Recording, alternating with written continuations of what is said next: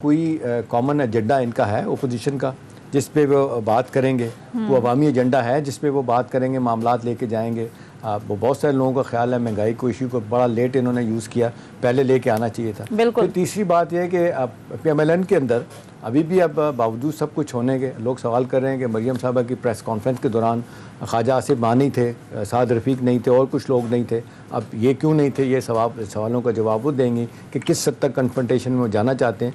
यही ख्वाजा आसिफ साहब है ना जो आर्मी एक्ट के मामले में जब अपने लोगों ने शिकायत की तो उन्होंने कहा, मुझे क्या कहते हैं कि जी आप नवाज़ी साहब से पूछ लें जिन्होंने मुझे हुक्म दिया है कि आर्मी एक्ट के हक़ में बाजवा साहब की जब एक्सटेंशन होनी थी हुआ था। अब देखना यही है कि जी ओपोजिशन पे जो इतना शदीद दबाव नैब की तरफ से भी है, गलत है सही है। अब हम रोज़ बात ये कर रहे होते हैं कि जी वो 1300 के करीब केसेस हैं और 10,000 के करीब लोग इसमें इन्वॉल्व हैं, गिरफ्तारियाँ भी हैं। 300 रुपया उन्होंने प्ली बारगेन में भी वापस लिया हुआ है, ख़त्म एकदम नहीं हो सकता।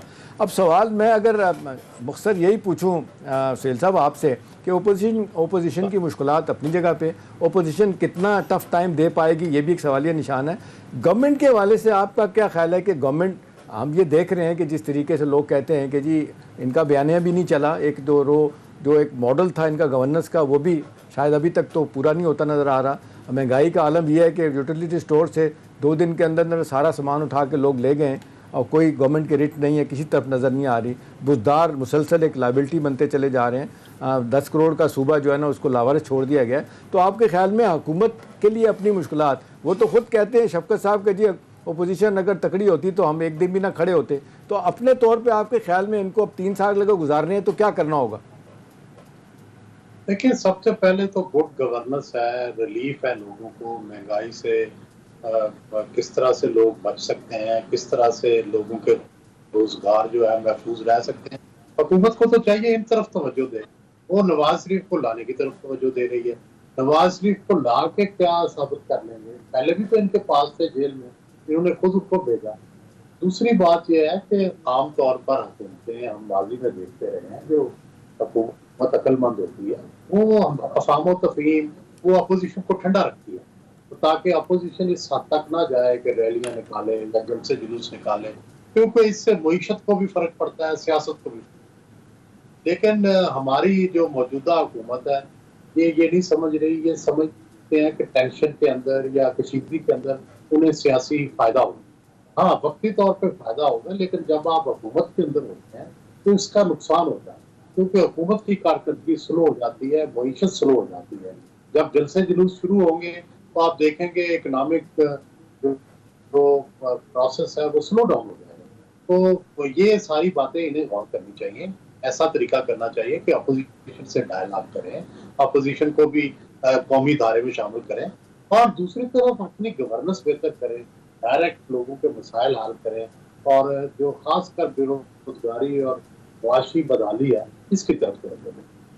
ये इसमें कोई दो राय नहीं सुहेल साहब, आपने बड़ी मेरा ख्याल है ज़बरदस्त बात की है कि अब एक पॉलिटिकल स्पेस जो ओपोजिशन को चाहिए होती है वो तो उनको मिलनी चाहिए।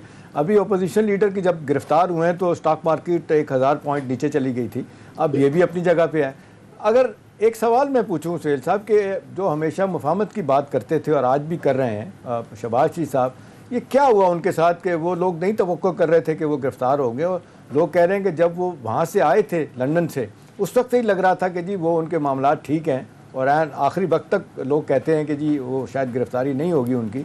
अब ये क्या मैसेजिंग, ये सिग्नलिंग, ये पोस्चरिंग क्या है? आपको क्या लगता है कि अब वो भी अगर गिरफ्तारों के अंदर चले गए हैं और वो पार्टी अब कौन लीड करेगा ये भी एक अलहदा सवाल बनता है। तो ये जो मफाहमत की सियासत कर रहे थे वो भी फंस गए हैं, तो फिर मामला फिर किधर जाएगा? देखिए जी, मफाहमत का बाब बंद हुआ तो मजामत का बाब शुरू हो गया। यही हम देख रहे हैं कि शहबाज शरीफ साहब अंदर गए और दूसरी तरफ मजामत के लीडर मियां नवाज शरीफ साहब जो है वो एक्टिव हो गए हैं। तो ये इन भाइयों में आपस में गुड कॉप बैड कॉप की अंडरस्टैंडिंग है। और आप देखें कि जितनी देर शहबाज शरीफ सरगर्म अमल रहे हैं, नवाज शरीफ चुप रहे, खामोश रहे। कई दिन से आपको पता है उनकी सेहत तो कुछ बेहतर हो गई थी और वो चलते फिरते भी नजर आ रहे थे, काफी पीते भी नजर आ रहे थे, लेकिन वो खामोश रहे।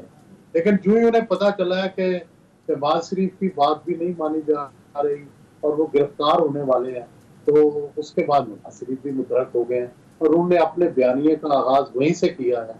जहां उन्होंने मुझे क्यों निकाला से खत्म किया। सुहेल साहब, सियासत के बड़े आप माहिर खिलाड़ी हैं, माशाल्लाह मीडिया में एक बड़ी स्टॉलवर्ट आपकी एक पोजीशन है, हम देखते भी हैं। अभी अब जिस तरीके से यही बात अगर हम मफामत की देख लें और शहबाज शरीफ साहब का मामला देख लें, तो वो आमतौर पे लोग इसको इस तरह भी देखते हैं कि अगर नवाज शरीफ साहब मफामत करके गए थे या करवा के गए थे, जो भी हुआ, और हमने देखा 10-12 माह बिल्कुल खामोशी थी, हुकूमत ने कभी नहीं पूछा कि जी वो हाई कमीशन से रिपोर्टें क्यों नहीं आ रही, उनकी मेडिकल की रिपोर्टें। मरियम साहबा भी खामोश थी, ट्विटर भी खामोश था, हुकूमत भी मज़े में चल रही थी, कोई बयानबाजी वज़ीरों की नहीं हो रही थी नवाज शरीफ साहब मरियम साहबा के ख़िलाफ़। अभी आपके ख्याल में क्या मसला कहाँ पे ख़राब हुआ कि उसके बाद आप हुकूमत भी जो है ना वो अपनी लगता है सारे हथियार लेके सामने आ गई है, और उधर से अपोजिशन भी तकड़ी होकर सामने आ गई है, अदारों के दरमियान अलहदा हम देख रहे हैं वो तो एक तनाव बढ़ रहा है, और अदलिया अपना तौर पे महसूस कर रही है कि जी उनके साथ ज्यादती हुई है। जी जी देखें, बड़ा दिलचस्प सवाल है आपका। पहले जब मियां नवाज शरीफ को जेल से निकाल के बाहर गए, और तो उस वक्त पीटीआई ये समझ रही थी कि हमने सिला रहमी और इंसानियत के नाम पर उनको भेजा है, और यही वो बयान दे रहे थे। लेकिन जो जो वक्त गुजरा हम साहब, ऐसे लगा कि मियां नवाज शरीफ इस जंग में जीत गए हैं और वो मैनेज करके बाहर चले गए, और पीटीआई हाथ पलती रह गई। और चुनाचे वजीर आजम के बयानात में भी यही आना शुरू हुआ कि जी हमारे साथ धोखा हुआ है, हमें सही हालात नहीं बताए गए, और मियां नवाज शरीफ हम इस तरह से निकलेंगे। तो जो जो उन्हें ये फीलिंग हुई कि उनके साथ धोखा हुआ है और सियासत में उनके साथ हाथ हो गया है, तो उनके इस बयानिए में जोर आता गया कि नवाज शरीफ को वापस बुलाना है, उनको लेके आना है, और जो भी फैक्टर्स उनके जाने में थे उनके साथ भी नाराज हुए प्राइम मिनिस्टर साहब। तो मेरा ख्याल है कि ये वो वजह बनी है जिसकी वजह से दोबारा मफहमाना बयानिए से खुदामती बयानियां दोबारा। ठीक है। अच्छा सोहेल वारिस साहब, इस वक्त जो ओवरऑल एक कन्फ्यूजन का सा माहौल बना हुआ है, अपोजिशन हुकूमत गिराने की बात कर रही है, हुकूमत कह रही है जो मर्जी कर लें, एनआरओ नहीं मिलेगा, एहतसाब का अमल जारी रहेगा। तो अब आप समझते हैं कि जिम्मेदारी हुकूमत की है कि हालात जो हैं वो पॉइंट ऑफ नो रिटर्न तक ना जाने दिए जाएं और बातचीत के जरिए कोई दरमियाना हल निकाला जाए, क्योंकि अगर धरने होते हैं, जलसे जुलूस होते हैं, तो फिर अल्टीमेटली नुकसान तो हुकूमत को होगा, मुल्क को होगा। बिल्कुल सोनिया साहबा, आपकी तजवीज़ बिल्कुल दुरुस्त है। हुकूमत को इनिशिएटिव लेना होता है, हुकूमत का क्योंकि ज्यादा स्टेक भी हुकूमत की होती है। अपोजिशन को चाहती है कि हुकूमत डिस्टेबलाइज रहे, लेकिन गवर्नमेंट की दिलचस्पी होती है कि हुकूमत स्टेबल हो, इकानमी स्टेबल हो, मुल्क आगे बढ़े, और अपोजिशन को तो थोड़ी सी स्पेस देनी होती है। वो स्पेस भी ये नहीं दे रहे, जिस वजह से ये हालात खराब।